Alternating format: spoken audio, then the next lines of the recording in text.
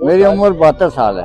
तकरीबन सन जो है ना, सन की बात करूं तो ये तकरीबन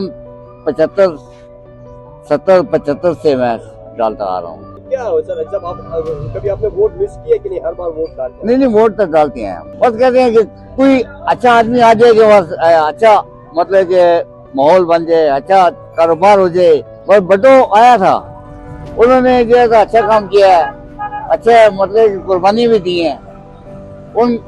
उनका माहौल अच्छा था।